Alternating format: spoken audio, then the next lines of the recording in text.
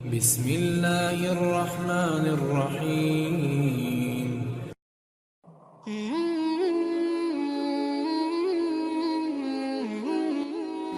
آپ نے ملک مصر کا نام ضرور سنا ہوگا۔ اس ملک پر ایک زمانے میں چرواہے بادشاہوں کی حکومت تھی۔ یہ لوگ اصل میں شام اور فلسطین کے رہنے والے تھے۔ جب مصر خانہ جنگی کا شکار ہو رہا تھا تو ان لوگوں نے حالات سے فائدہ اٹھا کر مصر پر قبضہ کر لیا اور وہاں پر اپنی حکومت قائم کر لی۔ مصری لوگ ان دنوں دیوی دیوتاؤں کی پوجا کیا کرتے تھے۔ ان کے دیوتاؤں میں سب سے بڑا سورج دیوتا تھا۔ اپنے بادشاہ فرعون کو وہ سورج کا اوتار سمجھتے تھے، چنانچہ فرعون کی بھی پوجا ہوتی تھی۔ اہل مصر پکے مشرک تھے۔ اس وقت مصر میں ایک قوم بنی اسرائیل بھی رہتی تھی۔ آپ کو پتہ ہوگا کہ اسرائیلی کون تھے۔ اسرائیل حضرت یعقوب علیہ السلام کا لقب تھا، اس لیے ان کی اولاد بنی اسرائیل کہلاتی ہے۔ حضرت یعقوب فلسطین میں رہتے تھے۔ ان کے 7 بیٹے تھے، جن میں ایک حضرت یوسف علیہ السلام تھے، جن کو ان کی بھائی بڑے حسد کی نگاہ سے دیکھتے تھے۔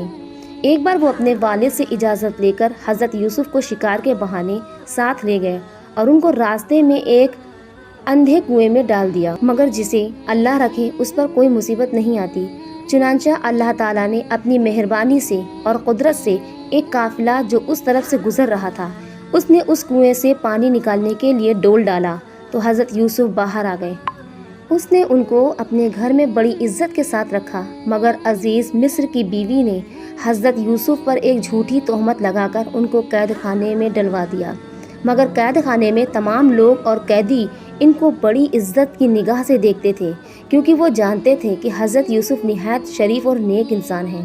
اس زمانے میں مصر کے بادشاہ نے ایک عجیب و غریب خواب دیکھا، مگر دربار میں کوئی بھی آدمی اس خواب کی تعبیر نہ بتا سکا۔ جو ابھی رہا ہوا تھا اس نے بتایا کہ قید خانے میں حضرت یوسف نامی ایک نیک انسان خواب کی تعبیر بتا سکتے ہیں۔ چنانچہ عزیز مصر نے فوری طور پر ان کو جیل سے دربار میں بلایا، اپنا خواب سنایا۔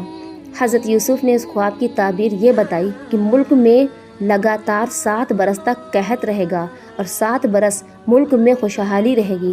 اس قحط سے بچنے کے لیے انہوں نے بادشاہ کو تدبیر بھی بتائی۔ اس بات سے بادشاہ کے دل میں یہ بات بیٹھ گئی کہ پورے ملک میں حضرت یوسف سے زیادہ عقل مند اور کوئی نہیں ہے۔ اسے یہ بھی معلوم ہو گیا کہ وہ بالکل بے قصور ہے اور انہیں ناحق ہی قید کر رکھا ہے۔ چنانچہ اس کے فرمان کے مطابق انہیں رہا کر کے بڑی عزت اور احترام کے ساتھ دربار میں ایک اعلیٰ عہدہ پیش کیا گیا۔